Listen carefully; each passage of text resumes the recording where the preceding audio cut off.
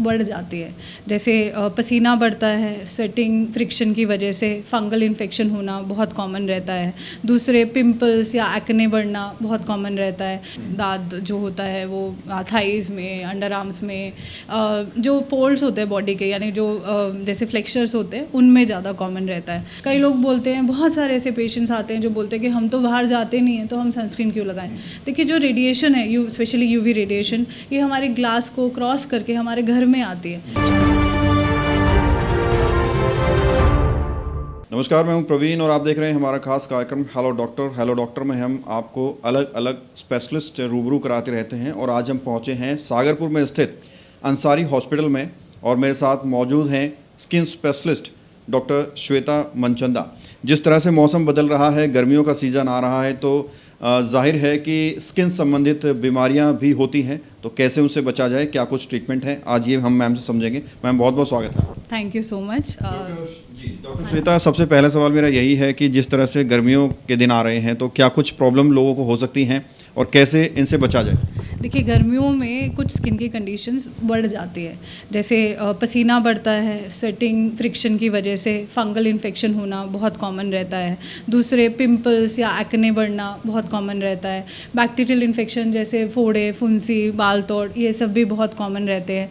कुछ इन्फेक्शंस जैसे viral infection के चांसेस भी बढ़ जाते हैं। साथ ही में सीजनल चेंजेस की वजह से डैंड्रफ का रूसी जिसको बोलते हैं, या फिर कभी कभी आपके जो हेयर फॉल की टेंडेंसी है वो भी कई लोगों में बढ़ जाती है।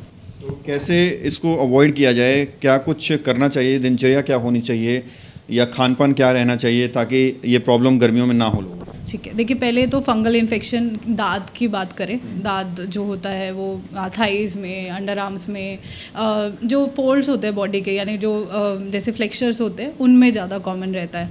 तो उसके बचने के लिए सबसे पहले तो लूज़ कॉटन के कपड़े पहनने चाहिए। साथ ही में दिन में हो सके तो 2 बारी उनको चेंज करना चाहिए।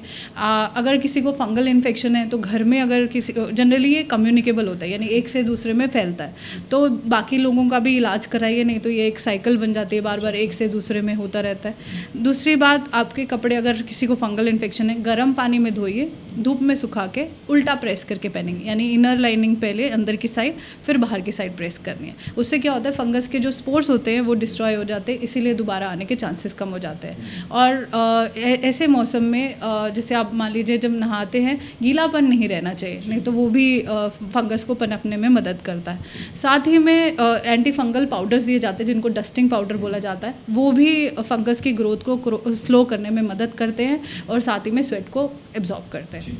अच्छा, कुछ लोग अपने बिजी शेड्यूल में रहते हैं, पानी नहीं पी पाते, डिहाइड्रेशन हो जाता है, तो इसका भी इम्पैक्ट पड़ता है? बिल्कुल सर, बिल्कुल। देखिए, जब भी स्किन, हमारी जो स्किन है हमारी अंदर की हेल्थ को ही बताती है, तो जब भी आपकी खान पान में या फिर आपके लाइफस्टाइल में कोई भी चेंज आएगा वो आपकी स्किन पे दिखता है। तो अगर मान लीजिए जैसे पानी आप कम पीते हैं, आपके लिप्स डिहाइड्रेटेड हो सकते हैं, स्किन पे ड्राइनेस हो सकती है, साथ ही में आपका कुछ बीमारियाँ होती हैं जो कि ड्राइनेस की वजह से बढ़ सकती है, जैसे सोराइसिस हो गया, एक्जिमा, ये भी ड्राइनेस से एग्रवेट होती है। अच्छा, आजकल खासतौर पर महिलाओं में देखा जाता है आंखों के नीचे सर्कल पड़ जाते हैं, झाइयाँ पड़ जाती हैं, तो ये क्यों होता है, क्या इसके कारण होते हैं और क्या इसका इलाज संभव है? क्योंकि बहुत सारी महिलाओं को डॉक्टर कहते हैं कि इसका इलाज नहीं है, ये अपने आप ठीक होएगी या फिर होएगी ही नहीं। देखिए, झाइयों का इलाज है, बट उसमें केयर बहुत करनी पड़ती है। सबसे पहले तो जिसको झाइयाँ हैं उनको सनस्क्रीन रेगुलरली लगाने की ज़रूरत है। कई लोग बोलते हैं, बहुत सारे ऐसे पेशेंट्स आते हैं जो बोलते हैं कि हम तो बाहर जाते नहीं हैं तो हम सनस्क्रीन क्यों लगाएं। देखिए, जो रेडिएशन है, स्पेशली यूवी रेडिएशन, ये हमारे ग्लास को क्रॉस करके हमारे घर में आती है, जो शीशा है उसको क्रॉस करती है। सेकेंडली, हमारी जो लाइट्स है, जैसे ट्यूब लाइट हो गई, मोबाइल हो गया, लैपटॉप हो गया, इन सभी में से रेडिएशन निकलती है। तो चाहे आप बाहर नहीं जा रहे, रेडिएशन तो अंदर है ना आपके आसपास, तो आपको सनस्क्रीन रेगुलरली हर एक को लगानी, हर किसी को लगानी चाहिए, बट जिसको झाइयाँ हैं उनको तो रेगुलरली लगानी ही लगानी है। वो एक लेयर फॉर्म करती है जिसकी वजह से हम जो भी दवाई देते हैं वो काम करने में, उसका इफेक्ट जो होता है वो बेटर आता है और वो बढ़ता नहीं है। जो झाइयाँ हैं वो बढ़ने को, उससे रुकने में भी सनस्क्रीन मदद करती है। साथ ही में सनस्क्रीन को, स्पेशली गर्मियाँ हैं तो हर किसी को ही रेगुलरली लगाना चाहिए, घर में भी लगाना चाहिए और हर 3 घंटे में लगाना चाहिए आइडली। जैसे मान लीजिए एक सनस्क्रीन की जो एप्लीकेशन होती है सिर्फ 2 से 3 घंटे तक तक ही प्रोटेक्शन देती है। तो जैसे अगर सन की जो रेज हैं 10 to 4 PM तक, 10 AM to 4 PM यानी सुबह 10 बजे से 4 बजे तक सबसे तेज़ रहती है।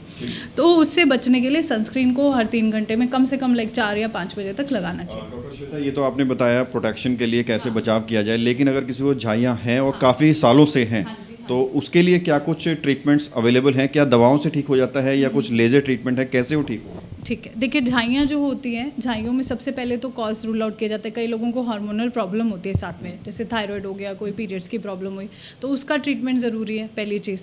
दूसरी चीज़, कभी कभी डेफिशिएंसी से भी जो झाइयाँ होती हैं वो बढ़ती है। विटामिन डी, B12 की डेफिशिएंसी, उससे भी झाइयाँ बढ़ती हैं। तो उससे क्या होता है कि मान लीजिए आपने कॉज नहीं रूल आउट किया तो वो ठीक नहीं होगा। थर्डली, सनस्क्रीन के साथ ही कुछ क्रीम्स आती हैं, जैसे कोजिक एसिड वाली होती है, हाइड्रोक्विनोन होता है, बट हाइड्रोक्विनोन जनरली अवॉइड करते हैं, सेफ मेडिसिन प्रेफर करते हैं, ग्लाइकोलिक एसिड वगैरह। तो वो जो होती हैं वो धीरे धीरे करके पिगमेंटेशन को कम करती है। झाइयों के लिए जनरली 2 तरह की क्रीम्स होती हैं, स्टीरॉइड्स वाली और नॉन स्टीरॉयडल। जो स्टीरॉयडल क्रीम होती है वो काम बहुत जल्दी करती है, बट जैसे ही उनको छोड़ा जाता है वो पिगमेंटेशन और डार्कन हो जाती है और स्टीरॉयड स्किन को हार्म करते हैं। कितनी सारी फीमेल्स मैंने देखी हैं जो बेटनोवेट, पैंडम ये सब लगा के आती है, अपना पूरा चेहरा खराब कर देती है।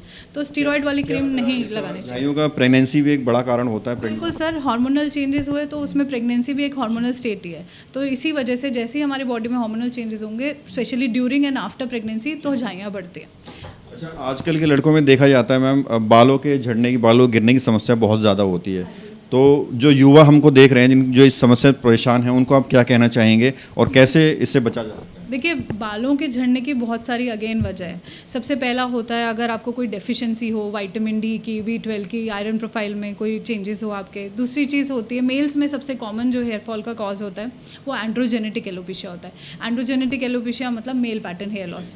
यहाँ से बाल जो है, जो आपके हेयर लाइन होती है वो पहले रिसीड होती है, फिर वर्टेक्स से बाल जाते हैं। हाँ, वही। तो उसके लिए जनरली कुछ मेडिसिन आती है, मिनॉक्सिडिल करके होता है, PRP करके ट्रीटमेंट रहती है, प्लेटलेट रिच प्लाज्मा थेरेपी बोलते हैं। साथ ही अपनी डाइट में प्रोटीन इंटेक बढ़ाइए, और अगर स्ट्रेस है, स्ट्रेस को हेल्दी वे में कंट्रोल करिए। स्ट्रेस मैनेजमेंट बहुत ज़रूरी है। डैंड्रफ से भी हेयर फॉल बढ़ता है। कोई बीमारी हुई हो उसके बाद, जैसे कोविड हो गया, टाइफॉइड, उसके बाद भी हेयर फॉल काफ़ी कॉमन रहता है। क्या शैम्पू रोज़ लगाना चाहिए? नहीं sir, shampoo ideally 2 to 3 times a week लगाना चाहिए, रोज़ नहीं।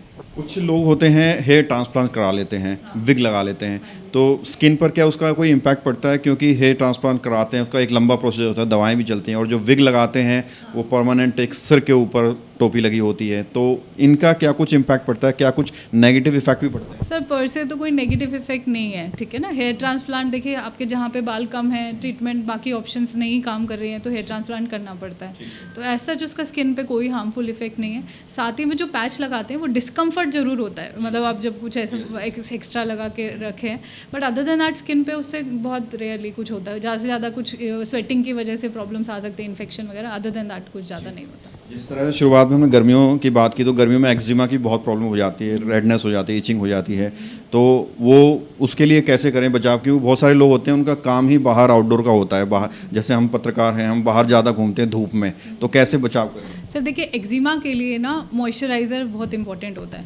अब देखिए, जो स्पेसिफिक एरियाज़ है जहाँ पे एक्जिमा जनरली लेग पे होता है, हाथ पे होता है, तो वहाँ पे अगर आप एक मेडिकेटेड मॉइस्चराइज़र लगाएंगे, अपने आप से नहीं, डॉक्टर देंगे, तो उससे क्या होता है, एक लेयर बैरियर फॉर्म हो जाता है, जिसकी वजह से जो एलर्जन है, जिस वजह से एलर्जी हो रही है, वो कॉन्टैक्ट नहीं कर पाता स्किन से, एक बैरियर बन जाता है, प्रोटेक्टिव लेयर बन जाती है।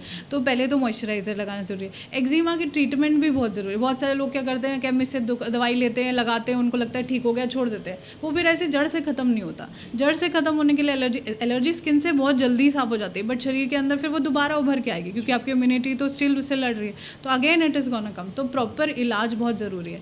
और एक चीज़ और, झाइयों के लिए आपने मेरे से प्रोसीजर्स का पूछा था, तो उसके लिए केमिकल पील्स करके होता है। उसके अंदर क्या होता है, मेडिकेटेड पील्स होती है, वो मेडिसिन लगाते हैं जो कि कुछ समय के लिए रखते हैं। हाई कॉन्सेंट्रेशन है, इसलिए डॉक्टर के सुपरविजन में ही होती है। तो उससे क्या होता है, धीरे धीरे करके नई स्किन लेयर आती है, जिससे कि आपकी जो झाइयों वाली स्किन है वो धीरे करके, जैसे आपकी बचपन जो प्रीवियस बेबी स्किन थी, वैसे धीरे धीरे बनती है, बट उसके सेशंस ही होते हैं सर। जो लोग देख रहे हैं, आपसे मिलना चाहते हैं, तो क्या कुछ आपका अंसारी हॉस्पिटल में ओपीडी टाइम है, और यहाँ क्या कुछ फैसिलिटीज़ हैं स्किन डिपार्टमेंट में? हाँ हाँ जी, देखिए अंसारी हॉस्पिटल में मेरा जो टाइमिंग है वो Sunday, Wednesday, Friday 10 to 11 AM है। एंड साथ ही में हमारे पास में रेडियो फ्रिक्वेंसी यानी जो मस्से हैं, तिल हैं, उनको हटाने के लिए जो मशीन होती है वो, सेकेंडली लेज़र बाल हेयर रिडक्शन का, थर्डली हमारे पास केमिकल पील्स हैं, वही जो पिंपल्स के लिए, झाइयों के लिए, आपके अगर कोई स्कार्स हैं उनके लिए, और उसके साथ ही हमारे पास में PRP की टेक्निक है यानी कि प्लेटलेट रिच प्लाज्मा थेरेपी, जिससे कि बालों की ग्रोथ होती है। Thank you very much for giving your precious time. Welcome sir, always welcome. तो ये थी डॉक्टर श्वेता जिन्होंने स्किन संबंधित बीमारियों पर हमसे बातचीत की, और हम उम्मीद करते हैं कि ये इंटरव्यू आपके काफ़ी काम आने वाला है। इसके अलावा कोई अगर आपका प्रश्न है तो हम कमेंट्स में लिख सकते हैं। नेक्स्ट टाइम जब हम मैम से मिलेंगे तो आपका सवाल ज़रूर पूछेंगे। बहरहाल आप बने रहिए हमारे साथ, देखते रहिए इंडिया टाइम 24 न्यूज़। खबरों से खबरदार रहने के लिए चैनल को सब्सक्राइब करें और प्रेस करें बेल आइकन।